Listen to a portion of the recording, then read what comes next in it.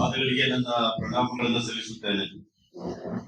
ಅದ್ರ ಜೊತೆಗೆ ಈ ಕಾರ್ಯಕ್ರಮದಲ್ಲಿ ನಮ್ಮ ಮೂಳೆ ತಜ್ಞರಾದಂತ ರಮೇಶ್ ದೇವರವರು, ಹಾಗೆ ಪ್ರಕಾಶ್ ರವರು, ಕುಮಾರ್ ರಾಮರವರು, ಹಾಗೆ ಅಧ್ಯಕ್ಷತೆ ವಹಿಸತಕ್ಕಂತ ಅಡಕಲವಾಡಿ ನಾಗೇಂದ್ರ ಅವರು ಮತ್ತು ಈ ಕಾರ್ಯಕ್ರಮದಲ್ಲಿ ಭಾಸ್ಕರ್ ಪ್ರಸಾದ್ ಅವರು, ಕೋಡಿಹಳ್ಳಿ ಸಂತೋಷ್ ಅವರು, ಇವರೆಲ್ಲ ಮಾನ್ಯರು ಕೂಡ ವಿಚಾರ ಸಂಕಿರಣದಲ್ಲಿ ವಿಚಾರಗಳನ್ನು ಮಂಡನೆ ಮಾಡೋದಕ್ಕೆ ಆಗಮಿಸಿದ್ದಾರೆ. ಇದ್ರ ಜೊತೆಗೆ ಕಾರ್ಯಕ್ರಮದ ಮುಂಬದಿಯಲ್ಲಿ ಜಗಜೀವನ್ ರಾಮ್ ಅಧ್ಯಯನ ಪೀಠದ ನಿರ್ದೇಶಕರಾದಂತ ಇತಿಹಾಸ ತಜ್ಞರಾದಂತ ಸದಾಶಿವ ಅವರು ಕೂಡ ಹಾಗೆ ನಿವೃತ್ತ ವ್ಯವಸಾಯ ಇಲಾಖೆ ನಿರ್ದೇಶಕರಾದಂತ ನಮ್ಮ ರಂಗರಾಮ್ ಅವರು, ನಮ್ಮ ಎಸ್ಸಿ ಘಟಕದ ಅಧ್ಯಕ್ಷರಾದಂತ ರಮೇಶ್ ಅವರು. ಹಾಗಾದ್ರೆ ನಾವು ಯೋಚನೆ ಮಾಡ್ಬೇಕಾದ್ರೆ ನಮ್ ದೃಷ್ಟಿಯಲ್ಲಿ ನಮ್ ದೃಷ್ಟಿಕೋನದಲ್ಲಿ ರಾಜಕೀಯ ಅಂದ್ರೆ ಏನು? ನಾನು ತಿಳ್ಕೊಂಡಾಗೆ ನಾನು ಅರ್ಥ ಮಾಡ್ಕೊಂಡಾಗೆ ರಾಜಕೀಯ ಅನ್ನೋದು ಪ್ರಾತಿನಿಧ್ಯ, ಸ್ವತಂತ್ರ, ಮುಕ್ತತೆ, ಅವಸರ, ಉದ್ದೇಶ, ಪರ್ಸ್ಪೆಕ್ಟಿವ್ ಅನಿಸೋದೆ. ಹಾಗಿದ್ರೆ ಇವತ್ತಿಗೆ ನಮ್ಮ ಸಮುದಾಯದ ರಾಜಕಾರಣಿಗಳು ಮಾಡ್ತಾರೆ ರಾಜಕೀಯದ ಗುಲಾಮಗಿರಿನ ಭೌತಿಕ ಗುಲಾಮಗಿರಿ. ನನ್ ಸತ್ಯಾಸತ್ಯ ಹೇಳೋದೇ ಭಯ ಅಲ್ವಾ? ಯಾಕೆ ಈ ಮಾತನ್ನ ಇದನ್ನ ಹೇಳ್ತಾ ಇದ್ದಾರೆ ಅಂದ್ರೆ, ಇಷ್ಟೊತ್ತಿಗೆ ಕೋಡಿಹಳ್ಳಿ ಸಂತೋಷ್ ಅವರು ಅದರ ಪೊಲಿಟಿಕಲ್ ಮತ್ತು ಎಕನಾಮಿಕಲ್ ರಿಲೆವೆನ್ಸ್ ಏನು ಅನ್ನೋದನ್ನ ಹೇಳಿದ್ದಾರೆ. ಪ್ರಮಾದಗಳು ವರ್ಡಿಕ್ಟ್ ಬಗ್ಗೆ ಮಾತಾಡ್ತಾರೆ. ಈ ವಿಷಯದ ವರ್ಡಿಕ್ಟ್ ಇಂದ ಚಂಪಕಂ ದೊರೆರಾಜನ ವರ್ಡಿಕ್ಟ್ ಅಮೆಂಡ್ಮೆಂಟ್ ಇಂದ Balaji state of Karnataka report ಮಾತಾಡಬೇಕು. ಹಾಗೆ ನಾವು ಮಾಡ್ಬೇಕಾದ್ರೆ ಗುಲಾಮರನ್ನು ಬೆಳೆಸ್ಬೇಕಾ ಅಥವಾ ಸಮುದಾಯಕ್ಕೆ ಪರವಾಗಿ ಸ್ವಾರ್ಥ ಬಿಟ್ಟು ಸ್ವಹಿತಾಸಕ್ತಿ ಬಿಟ್ಟು ಗಟ್ಟಿಗೈ ಮಾಡ್ತಾರ ಅಂತ ಬೆಳೆಸ್ಬೇಕು ಅಂತಂದ್ರೆ ನೀವೇನ್ ಕಾಸು ಕೊಡ್ಬೇಕು, ಮನೆ ಮಾಡ್ಕೊಡ್ಬೇಕು, ಮಠ ಮಾಡ್ಕೊಡ್ಬೇಕು ಅಂತಿಲ್ಲ. ನಿಮ್ ಮನಸ್ಸಲ್ಲಿ ಒಂದಷ್ಟು ಜಾಗ ಕೊಟ್ಟು ನೀವು ನಿಮ್ಮ ಮತ ಚಲಾಯಿಸೋ ಕಾಲಕ್ಕೆ ಸ್ವಲ್ಪ ಪ್ರಜ್ಞೆ ನೀವು ಪ್ರಜ್ಞಾವಂತರ ಆಗಿಲ್ಲ. ನಿಮ್ಮಲ್ಲಿ ಹೇಳೋದು ಅದನ್ನೇ ಪೊಲಿಟಿಕಲ್ ಮಾಸ್ಟರ್ ಕೀ ಅಂತ ಬಾಬಾ ಸಾಹೇಬ್ ಹೇಳಿದ್ದೀರಿ. ಈ ಕಾಂಟೆಕ್ಸ್ ಅಲ್ಲಿ ನಿಮ್ಗೆ ಅನ್ಯಾಯ ಆದಾಗ, ನಿಮ್ಗೆ ತೊಂದರೆ ಆದಾಗ ದಯಮಾಡಿ ಚೇಂಜ್ ಮಾಡಿ ಓಪನ್ ಮಾಡಲ್ಲ ಅದನ್ನ ಅಂತ ನನ್ಗೆ ಏನ್ ಅನ್ಸ್ಬಿಡುದ ದುರಂತ ಏನ್ ಅನ್ಸ್ಬಿಡುದ ಅವರಿಗೆ.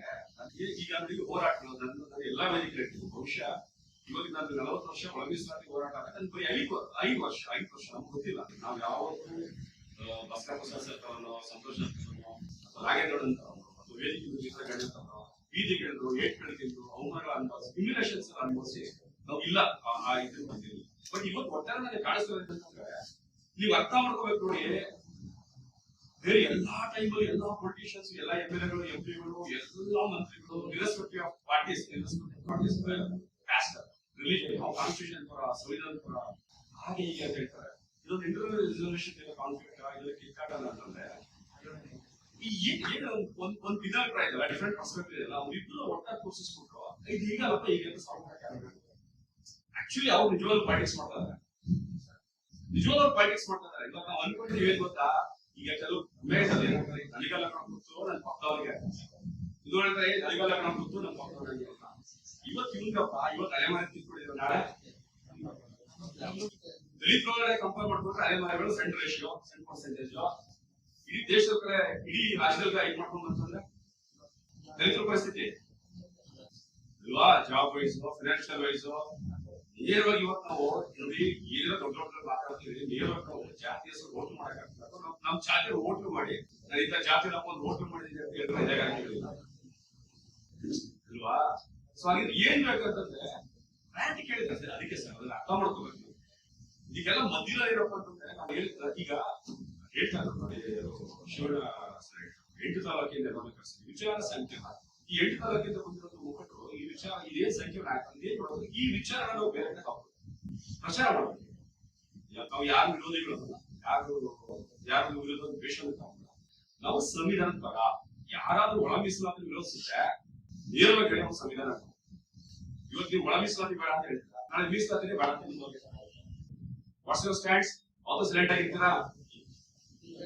ಚಾತುರ್ವರ್ಣ ಇತ್ತಲ್ಲ, ರಾಜಕಾರಣವಾಗಿತ್ತ ಅರ್ಥ ಮಾಡ್ಕೋಬೇಕಾಗಿರೋದೇನಂತಂದ್ರೆ, ಇವತ್ತು ಯಾರೇ ಪೊಲಿಟಿಷಿಯನ್ಸ್ ಬಂದ್ರು, ಯಾರೇ ಬಂದ್ರು ಅವ್ರನ್ನ ಗೆಲ್ಸ್ಬೇಕು, ಗುಲಾಮಗಿರಿ ಮಾಡೋದಲ್ಲ. ನೀವು ರಾಜಕಾರಣಪ್ಪ, ದಯವಿಟ್ಟು ರಾಜಕಾರಣದಲ್ಲಿ ನೀವು ಹೋಗು ನಮ್ಮನ್ನು ರೆಪ್ರೆಸೆಂಟ್ ಮಾಡೋ, ನೀವು ಹೋಗು ಗಟ್ಟಿದಲ್ಲಿ ಕೇಳು ಅಂತ.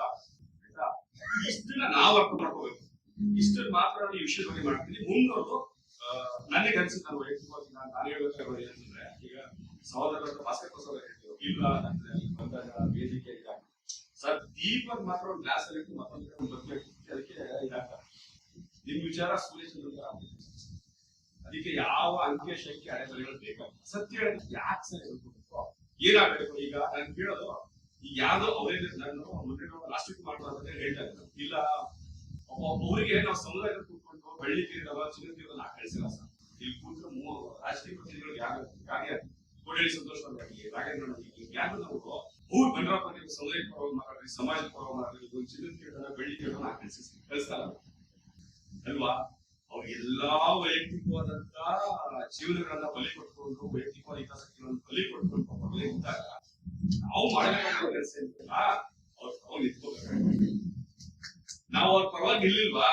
ಮೂರನೇ ಒಂದು ಪರ್ಸ್ಪೆಕ್ಟಿವ್, ಒಂದು ದೃಷ್ಟಿಕೋನ ಇದೆ. ಮೂರನೇ ನೋಡ್ತಾ ಇದ್ದಾರೆ ರಾಜ್ಯ ಆಡೋರು, ನೋಡ್ತಾ ಇರ್ತಾರೆ ಏನಂತ, ಅವೇರ್ನೆಸ್ ಎಲ್ಲ ಅರಿವೇ ಇಲ್ಲ ಅವ್ರಿಗೆ. ಪರವಾಗಿ ನಿಂತ್ಕೊಂಡು ಯಾರೋ ಹೇಳ್ದ, ಅವನೇ ಬಿಟ್ಕೊಟ್ಬಿಟ್ರಲ್ಲ ಇವ್ರು, ಯಾಕೆ ಬಿಟ್ಕೊಟ್ಬಿಟ್ರು?